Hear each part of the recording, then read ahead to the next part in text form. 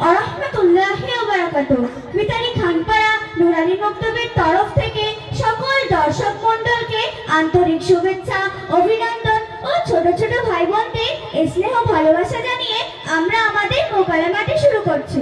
আমাদের মোকালামাটির মূল বিষয়বস্তু হলো অন্ধকার পথ থেকে আলোর পথে আসা। আসসালামু আলাইকুম ওয়া রাহমাতুল্লাহি ওয়া বারাকাতুহু। I am very fine. আরে বোন, আমি তোমাকে সালাম দিলাম আর তুমি সালামের উত্তর না দিয়ে বলছো আই এম ভেরি ফাইন। তা বলবো না? তুমি জানো না, যখন আমরা একসাথে স্কুলে যেতাম তখন আমাদের মাস্টার মশাই আমাদেরকে বলতেন যখন আমাদের কারোর সাথে দেখা হবে তখন বলবে hi, hello, how are you. আর তুমি এইসব বাদ দিয়ে সালাম দিলে কেন? আরে বোন থামো তো, তোমার আমার মাস্টারেরও মাস্টার যিনি হযরত মুহাম্মদ মুস্তাফা সাল্লাল্লাহু আলাইহি ওয়াসাল্লাম, আর তিনি হাদিস শরীফের মধ্যে বলেছেন আসসালামু ক্বাবলাল কালাম, অর্থাৎ তোমরা কারোর সঙ্গে কথাবার্তা বলার পূর্বে সালাম আদান প্রদান করো। তা বাদ দাও এইসব, বলো তুমি এখন কেমন আছো? আলহামদুলিল্লাহ, আল্লাহর অশেষ রহমতে আমি অনেক ভালো আছি। তুমি আবার কেউ ভাষা বললে? নাউজুবিল্লাহ বোন, তুমি আলহামদুলিল্লাহকে কেউ ভাষা বলছো কেন?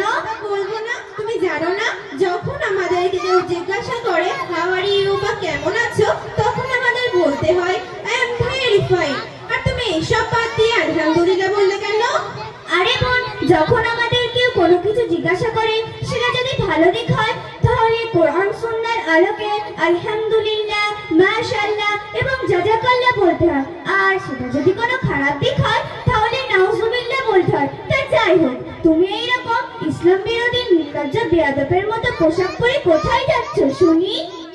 তুমি আমাকে নির্লজ্জ বেয়াদব বললে কেন? আমি ড্রেস পরেছি, এটা কি কোনো অপরাধ? আর তুমি কি বলতে চাচ্ছ? তোমার মতো হাবা জাবা বোরকা পরে ঘুরবো? আরে আমার মতো ড্রেস পরে লাইফটাকে এনজয় করতে শেখো। হায় আফসোস, বোরকা পরে কি লাইফটাকে এনজয় করা যায় না বুঝি? তোমার মতো হাজারো মুসলিম মেয়েরা পর্দাকে হালকা ভেবে নিচ্ছে, জেনা ব্যভিচার করে লাঞ্ছিত বঞ্চিত হচ্ছে। এই তোমার সমস্যাটা কোথায় বলো তো? আরে বোন, আমার কোনো সমস্যা নেই, সমস্যাটা হলো তোমাদের। ইসলামের এই সুন্দর সংস্কৃতি ছেড়ে পরচর্চা, পচামগ্ন সংস্কার তোমাদের ভালো লাগে, তাই তো তোমরা খোলামেলা পোশাকে ঘুরে বেড়াও।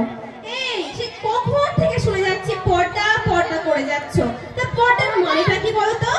পর্দার মানে হলো আবরণ করা বা ঢেকে রাখা। এই পর্দা করাটা ইসলামের একটি বিধান। আর এই পর্দা নিয়ে আল্লাহ পাক কোরআনের মধ্যে কি বলেছেন জানো? কি বলেছেন আবার? আল্লাহ পাক কোরআনের মধ্যে সূরা আল কাহফের শুরুর দিকে বলেছেন, হে নারীরা তোমরা তোমাদের ঘরে অবস্থান করো। আল্লাহ পাক আবারও কোরআনের মধ্যে জানিয়ে দিয়েছেন ওয়াকুন্না ফি বুয়ুতিকুন্না তাবাররুজনা তাবাররুজাল জাহিলিয়াতিল উলা, অর্থাৎ হে নারীরা তোমরা তোমাদের ঘরে অবস্থান করো, সেই জাহিলিয়া যুগের মতো নিজেদের রূপ সৌন্দর্য দেখিয়ে পরপুরুষের সামনে প্রদর্শন করে বেরিও না। চিনি যত্নে রাখলে তাতে যেমন পিঁপড়ে লাগা কঠিন, তেমনি মুসলিম মেয়েরা পর্দা করলে তাকে অপমান করা তার থেকেও বেশি কঠিন। তাই তো আল্লাহ পাক পর্দাকে ফরজ করেছেন। তোমাকে একটা উদাহরণ দিচ্ছি, ধরো দুটো 5 টাকার নোট, দুটোরই বয়স 7 বছর। একটা খোলামেলা দুনিয়ায় ঘুরে বেড়াচ্ছে আর একটা যত্নে বাক্সে রাখা আছে। যেটা খোলামেলা দুনিয়ায় ঘুরে বেড়াচ্ছে একজনের হাত থেকে অন্যজনের হাতে যাচ্ছে, ফলে সেটা নোংরা হয়ে যাচ্ছে। আর যেটা যত্নে বাক্সে রাখা আছে সেটা এখনো নতুনের মতো চকচক করছে। পর্দাওয়ালি ও বেপর্দাওয়ালি মুসলিম নারীর ঠিক তেমনই সম্পর্ক। তা যাই হোক, তোমার সঙ্গে আজে বাজে তর্ক করে আমি আমার সময় নষ্ট করে ফেলেছি। আমি চললাম, আমার পিকনিকে যাওয়ার সময় হয়ে গেছে। দাঁড়াও বোন, পিকনিকে না গিয়ে নামাজটা পড়ে নিলে হতো না? ফালতু বলছো? আমি পিকনিকে না গিয়ে নামাজ পড়বো? আর আমি তো আল্লাহর রাস্তায় বিশ্বাসই করি না। আর নামাজ পড়বো? নামাজ পড়ে আমি কার কাছে মাথা নত করব? নাউজুবিল্লাহ বোন, তুমি এ কি বলছো? আরে আল্লাহকে তো দেখা যায় না, তাহলে কিভাবে বিশ্বাস করব? আচ্ছা বোন, তুমি যেই বাতাসটা অনুভব করছো তাকে কি তুমি দেখতে পাও? তাহলে কেন সেটা বিশ্বাস করো? আর যখন তোমার মাথা যন্ত্রণা করে তখন কি সেটাও তুমি দেখতে পাও, অনুভব করো? তাহলে কেন সেটা বিশ্বাস করো? আর যখন তোমার পেট যন্ত্রণা করে তখন কি সেটাও তুমি দেখতে পাও, শুধু অনুভব করো? তাহলে কেন সেটা বিশ্বাস করো? আচ্ছা নামাজ পড়ে কি হবে? বোন তুমি জানো না আল্লাহ পাক কোরআনের মধ্যে বলেছেন ইন্নাস সালাতা তানহা আনিল ফাহশাই ওয়াল মুনকার, অর্থাৎ নিশ্চয়ই নামাজ সমস্ত খারাপ কাজ থেকে দূরে রাখে। এবং তার পরপরই আমাদের প্রিয় নবী হযরত মুহাম্মদ মুস্তাফা সাল্লাল্লাহু আলাইহি ওয়াসাল্লাম হাদিস শরীফের মধ্যে বলেছেন, মিফতাহুল জান্নাতিস সালাত, অর্থাৎ বেহেশতের চাবি হলো নামাজ। আরে বাবা, আমার বয়স আগে 70-80 বছর হোক, থুতথুরে বুড়ি হব, উঠতে গেলে লাঠি, বসতে গেলে মাটি, মা গো বাবা গো বলে চিৎকার করব, তখন ঠিক জানাতে যাবে তৈরি করে নেব। বোন, তুমি বলছো তোমার বয়স 70-80 বছর হলে তুমি নামাজ পড়বে? তুমি কি জানো না আল্লাহ পাক কোরআনের মধ্যে বলেছেন, শাদ্দু নিশানি ফি ইবাদিল্লাহি তাআলা, অর্থাৎ যৌবন বয়সের ইবাদত আল্লাহর দরবারে বেশি গ্রহণযোগ্য। এমনকি হযরত জিবরাইল আলাইহিস সালাম বলেছেন, পৃথিবীতে কত ফোঁটা বৃষ্টি পড়ে আমি জিবরাইল গুনতে পারি, কিন্তু যৌবন বয়সের ইবাদতের সব আমি জিবরাইল গুনতে পারি না। আচ্ছা বোন, তুমি তো দেখছি ইসলামের বিষয়ে অনেক কিছুই জানো, তা তোমাকে কিছু প্রশ্ন করতে চাই। হ্যাঁ, কি প্রশ্ন করবে করো। আচ্ছা, আল্লাহ পাক কি কিয়ামতের দিন ছায়া দেবেন? হ্যাঁ, অবশ্যই। কাদেরকে ছায়া দেবেন? আল্লাহ পাক কিয়ামতের দিন 7 শ্রেণীর ব্যক্তিদের ছায়া দেবেন। 1, যারা ন্যায় বিচার করেন।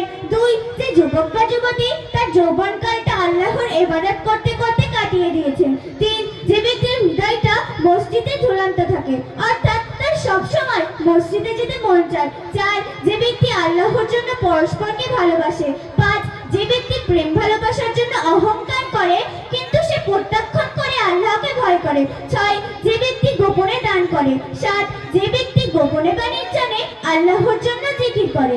আচ্ছা বোন, তুমি এত কিছু শুনলে তাও তোমার নামাজ পড়তে ইচ্ছে করছে না?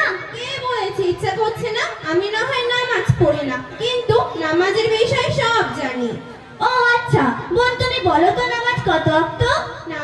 নামাজ তো 5 ওয়াক্ত। আচ্ছা বোন, তুমি বলো তো ফজরের নামাজ কত রাকাত? ও এই কথা, এটা আমি তোরে মেরে বলে দিতে পারবো। ফজরের নামাজ 6 রাকাত। ও বুঝলাম। বোন, তুমি সানাটা বলো তো। এই, তুমি কি আমাকে পাগল ভাবছো? আমাকে দেখে কি মিষ্টির দোকানে ময়রা মনে হচ্ছে? আমি মিষ্টির দোকানে ময়রা না, যে ছানা কিভাবে বানায় সেটা বলতে পারবো। আর তুমি এক কাজ করো, আমার ফোনটা 2 দিনের জন্য ধার নাও, নেটে গিয়ে সার্চ করো, ছানা কিভাবে বানাই দিয়ে দেবে। আর তাও যদি না পারো, আমি টাকা দিচ্ছি, মিষ্টির দোকানে গিয়ে ছানা কিনে খেয়ে নিও, আর ছানা বানানো শিখতে হবে না। আরে বোন, আমি তোমাকে যে সানার কথা বলছি এটা সেই সানা না। কেন? ছানা কি 2 রকমের হয়? বোন, তুমি বলছো খাওয়ার সানার কথা, আর আমি বলছি নামাজে পড়ার সানার কথা। ও এই কথা, তা প্রথমটা একটু বলে দাও, আমি বলছি। সুবহানাকাল্লাহুম্মা। থাক, আর বলতে হবে না, আসলে গরমে মাথাটা গরম হয়ে গেছে। দাঁড়াও বলছি, সুবহানাকা আল্লাহুম্মা সানা আল্লাহ, মাঝখানে আর কিছু হবে না আর জানি না। বোন, তোমার হয়নি, আমি বলছি শোনো। হ্যাঁ বলো। সুবহানাকাল্লাহুম্মা ওয়া বিহামদিকা ওয়া তাবারাকা ইসমুকা ওয়া তাআলা জাদ্দুকা ওয়া লা ইলাহা গায়রুক। আচ্ছা বোন, আমি না ইসলামের সম্পর্কে অনেক তর্ক করে ফেলেছি, আসলে আমি কিছুই জানি না। আমাকে ইসলামের পথে আসতে হলে কি কি করতে হবে? প্রথমে তোমাকে তওবা করতে হবে এবং আমাদের মক্তবের হুজুর হাফেজ মাহবুবুর রহমান সাহেবের কাছে ভর্তি হতে হবে। ইনশাআল্লাহ বোন, আমি কালই তোমাদের মক্তবে ভর্তি হব, কিন্তু আমি তোমাকে আরো কিছু প্রশ্ন করতে চাই। হ্যাঁ, কি প্রশ্ন করবে? করো না। আচ্ছা, আমি যদি নামাজ পড়ি তাহলে কোন দিকে ফিরে নামাজ পড়বো?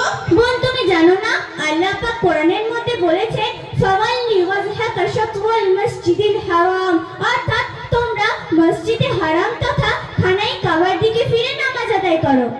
আচ্ছা বোন, আমি যদি নামাজ পড়ি তাহলে কেমন ভাবে আদায় করব? আল্লাহ পাক কোরআনের মধ্যে বলেছেন, কুমু লিল্লাহি কানিতিনা, অর্থাৎ তোমরা সৃষ্টিচারে সহি শুদ্ধভাবে নামাজ আদায় করো। আচ্ছা বোন, আমি যদি নামাজ পড়ি তাহলে আল্লাহর কাছে কেমন ভাবে দোয়া চাইবো? বোন, তুমি এটাও জানো না আল্লাহ পাক কোরআনের মধ্যে বলেছেন, উদউ রাব্বাকুম তাদাররুয়ান, অর্থাৎ তোমরা যখন আমার কাছে দোয়া চাইবে তখন নম্র ভদ্রতার সাথে দোয়া চাইবে। ঠিক আছে বোন, আমাকে অন্ধকার পথ থেকে আলোর পথ নিয়ে আসার জন্য অনেক অনেক ধন্যবাদ। আরে বোন, ধন্যবাদ আমাকে দিতে হবে না, ধন্যবাদ মহান আল্লাহ তাআলাকে দাও। ঠিক আছে বোন, তুমি তোমাদের মক্তবের নামটা বলো।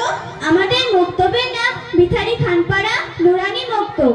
ঠিক আছে বোন, এখন তাহলে চলো, কাল মক্তবে দেখা হবে। তাহলে চলো। আসসালামু আলাইকুম ওয়া রাহমাতুল্লাহি ওয়া বারাকাতুহু। বারাকাতুহু। আমরা আমাদের মোকালামাটি এখানেই ইতি করলাম।